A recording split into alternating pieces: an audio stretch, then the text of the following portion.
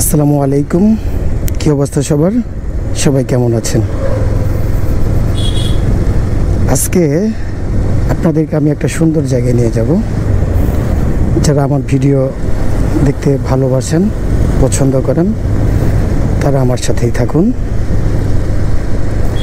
আমরা এখন যে জায়গায় রয়েছি সেটা হচ্ছে যমুনা ফার্টিলাইজার কোম্পানি লিমিটেডের পাশেই। যমুনা ফার্টিলাইজার সার কারখানা লিমিটেড এটা একটা সময় এশিয়ার বৃহত্তম যমুনা সার কারখানা ছিল। তো এখন বর্তমান সময় এটার নাম্বার নাই, নাম্বার চলে গেছে। সত্যিকার অর্থেই এটার নাম্বার চলে গেছে। কারণ এই জন্যে যে এই সার কারখানাকে কেন্দ্র করে যে পরিমাণ রাজনীতি চলতো, বিশেষ করে আমি রাজনৈতিক প্রেক্ষাপটকেই দায়ী করব, কারণ এটা আসলে অন্যভাবেই কোনোভাবেই দায়ী না। রাজনৈতিক প্রেক্ষাপটে আমি মনে করি যে এই সার কারখানা বর্তমান যে অবস্থা বা বর্তমান যে সিচুয়েশন, এটাতে আসার একমাত্র কারণটাই হচ্ছে বর্তমান রাজনৈতিক প্রেক্ষাপট। তো এই যমুনা সার কারখানাটা আমি শুনেছি যে এটা নাকি স্থায়ীভাবে বন্ধ হতে যাচ্ছে। আসলে কতটুকু সত্য তা আমি জানি না। বেশ কয়েকদিন আগে আপনার বিএনপির পক্ষ থেকে আর কি, জাতীয়বাদী দলের পক্ষ থেকে এখানে একটা মানববন্ধন করা হয়, যেটা আসলে সার কারখানা যাতে চালু হয়। সার কারখানা চালুর দাবিতে বন্ধ তো আছেই, বর্তমান অবস্থায় বন্ধ আছে। এই চালুর দাবিতেই তারা হচ্ছে যে এই মানববন্ধনটা করেছে। আমার আজকে সফর সঙ্গী হচ্ছে কাউসার।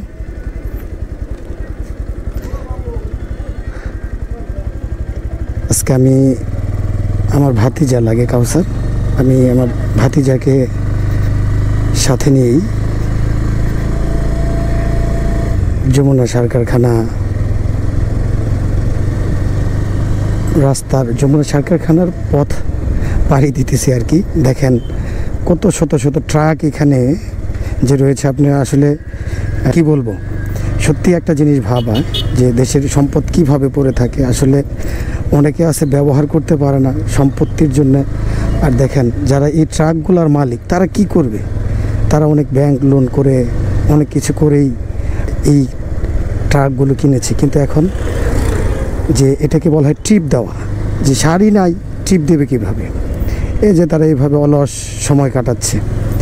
তো আমি এও শুনছি যে এটা নাকি মানে বাফারের মতো একটা কাজ করতেছে। বাফার যেটা হচ্ছে যে সারগুলাকে বাইরে থেকে এনে বা বিভিন্ন জায়গা থেকে এখানে আসলে স্টকে রাখবে, পরবর্তীতে এখান থেকে কিছু সার সাপ্লাই দিবে। তবে ফ্যাক্টরির যে কাজ বা ফ্যাক্টরির যে উৎপাদন, আসলে উৎপাদন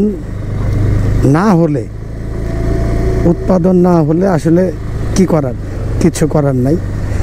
উৎপাদন ছাড়া আসলে এই সার কারখানাটাকে কীভাবে টিকিয়ে রাখবে সেটাই বলা মুশকিল। যে এই সার কারখানার সাথে কত শ্রমিক, কর্মকর্তা কর্মচারী জড়িত, সেটা আপনারাই ভাবুন। যে একটা এশিয়ার বৃহত্তম সার কারখানা ছিল, যে সার কারখানার আপনার এরকম একটা পরিবেশ হয়ে গেছে, এটা আসলে সরকার কিভাবে দেখতেছে জানি না। তবে এই সার কারখানাটা বন্ধ হলে এইখানকার যে অনেক খেটে খাওয়া মানুষ ছিল, যারা আসলে এখানে ওভারহোলিংয়ের কাজ করে থাকে, তারপরে আরও খণ্ডকালীন কিছু কাজ করে থাকে, যে কাজগুলো থেকে তারা বঞ্চিত থাকবে। দেখেন শত শত ট্রাক এই সার কারখানাকে কেন্দ্র করে, এই শত শত ট্রাক এখানে রয়েছে, যারা শুধুমাত্র সারের জন্য অপেক্ষা করতেছে কখন সিরিয়াল আসবে তাদের সিরিয়ালে। এই ট্রাকগুলো আসলে একরকম আমি মনে করব যে অলস সময়ই কাটাচ্ছে, কারণ আগের মতো ট্রিপগুলো পাচ্ছে না।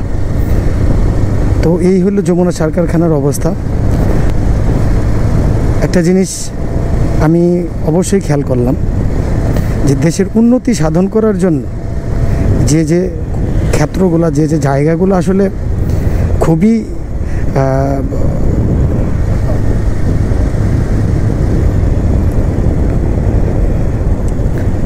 প্রয়োজনীয়, এই প্রয়োজনীয় জায়গাগুলোকে আসলে এভাবে বন্ধ করে দেওয়াটা কোনোভাবেই উচিত নয়। গ্যাসের সংকট হলে গ্যাস সংগ্রহ করুন, কিন্তু আসলে সার কারখানা বন্ধ করবেন। এই যমুনা সার কারখানা থেকে কয়েকটা ডিস্ট্রিক্টে, কয়েকটা জেলায় ইউরিয়া সারের যোগান দেওয়া হয়, তাহলে এই সমস্ত জেলাগুলো আসলে কি করবে? আর উৎপাদন খরচ যদি বেশি হয়ে যায়, একটা ফসলের উৎপাদন খরচ যদি বেশি হয়ে যায়, উৎপাদন খরচ বেশি হয় কিভাবে? আপনার সার, বীজ, এগুলা, তেল, ডিজেলের দাম, এগুলো আসলে উৎপাদনের সাথে আপনারা জানেন যে এগুলো জড়িত। এগুলো যদি খরচ বেশি হয়ে যায়, তাহলে তো আসলে উৎপাদন খরচ বেশিই হবে। আর উৎপাদন খরচ বেশি হলে দ্রব্যমূল্যের দাম তো এমনিই বেড়ে যাবে। আর আমাদের বাংলাদেশি পণ্য যদি আমরা ব্যবহার না করতে পারি, আসলে অন্য দেশ থেকে এই সমস্ত পণ্য এনে আমরা ব্যবহার করলেই যে খুব লাভবান হতে পারবো তা কিন্তু নয়। আমরা সার বাইরে থেকে বা বাইরের দেশ থেকে আমরা আমদানি করে আনতে পারতেছি, তাহলে বিষয়টা হচ্ছে যে আমদানি করেই লাভ কী? যে সারের যে মূল্য, যেটা আমার দেশে উৎপাদন করলে যে কষ্ট হইতো, তার থেকে যদি বেশি কষ্ট লেগে যায়, তাহলে এই সার ব্যবহার করে লাভ কী হবে? কৃষকেরা আসলে তো অনেকটাই কী হবে, ক্ষতিগ্রস্ত হয়ে যাবে। আর বিশেষ করে যদি তারা সার, বীজ, ডিজেল এগুলো যদি কম দামে না পায়, উৎপাদন খরচ বেশি হলে দ্রব্যমূল্যের দাম তো কোনোভাবেই কমবে না। আর দ্রব্যমূল্যের দাম কমায় দিলে এই কৃষকগুলো তো পরবর্তীতে আপনার হচ্ছে যে এই শস্য উৎপাদনগুলো আর করবে না। তাই আমার ভিডিওটি যারা আজকে দেখতেছেন বা যাদের ভালো লাগলো, তারা বিষয়টা নিয়েও আপনারা একটু দেখেন, চিন্তা করেন যে আসলে যমুনা ফার্টিলাইজার কোম্পানি লিমিটেডের মতো একটা সার কারখানা যদি বন্ধ হয়ে যায়, সেটা আসলে আমি কি বলবো, যে দেশের জন্য একটা ক্ষতির একটা বিষয়। প্লাস হচ্ছে যে এই যমুনা সার কারখানাকে কেন্দ্র করে যে এখানে যে একটা এলাকা গড়ে উঠেছে, যে একটা মহল তৈরি হয়েছে, যে একটা শহর তৈরি হয়ে গেছে, এইটা আসলে এই এলাকাকে কেন্দ্র করে তৈরি হওয়া একটা জিনিস। তো এখন যদি এটা বন্ধ হয়ে যায়, তাহলে এটা কী হয়ে যাবে? তাহলে অবশ্যই এটা নষ্ট হয়ে যাবে। এইখানকার অনেক লোক এই জায়গায় কর্মরত আছে, তারা বেকার হয়ে যাবে। তো এই সমস্ত বেকার হয়ে গেলে সমাজে আসলে অন্যায় বা বিভিন্ন ধরনের কি বলবো যে অনাকাঙ্ক্ষিত ঘটনা ঘটে যাবে। কারণ অর্থই অনর্থের মূল। টাকা যদি আপনার কাছে না থাকে, তাহলে দেখা যাবে যে টাকার জন্যে আপনি অনেক কিছুই করে ফেলতে পারেন। তো মাদকাসক্ত হয়ে যেতে পারে, বিভিন্ন ধরনের খারাপ নেশার সাথে জড়িত হবে, বিভিন্ন ধরনের খারাপ পেশার সাথে জড়িত হবে। তো এই হচ্ছে অবস্থা। আপনারা সম্মিলিতভাবেই এই যমুনা সার কারখানাকে আপনারা আবার উঠাবেন, এটাই আমার প্রত্যাশা। আজকে আমি আপনাদেরকে যে জায়গায় নিয়ে যাচ্ছি, দেখেন রাস্তাটা কত সুন্দর হয়েছে। রাস্তাটা এত সুন্দর যে আপনি কি বলবো,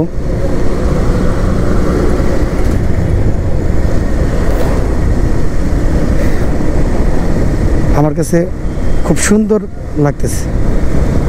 এই রাস্তাগুলো একটা সময় অনেক ভাঙাচোরা ছিল, তো এখন একটা পজিশনে চলে আসছে। তো রাস্তাগুলো এখন আর ওই রকম পর্যায়ে চলে যাবে না, কারণ রাস্তাগুলোর কাজই হয়েছে অন্যরকম।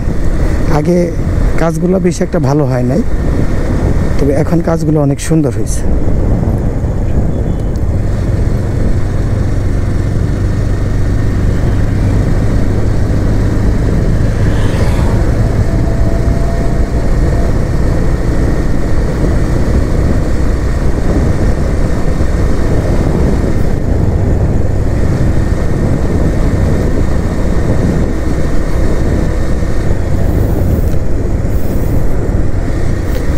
আমার কাছে রাস্তাগুলো তো অনেক সুন্দর লাগতেছে। জানি না দর্শক ভিউটা আসলে কেমন হচ্ছে।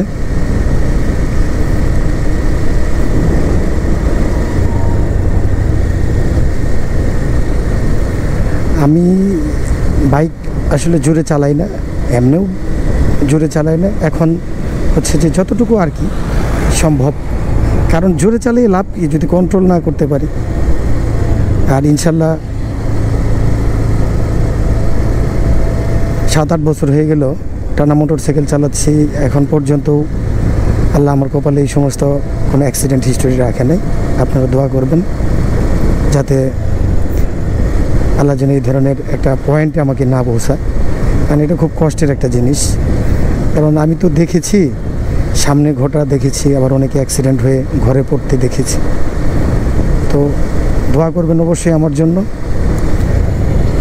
এই সমস্ত অলক্ষণে কারবার যেন আমার লাইফের সাথে জড়িত না হয়।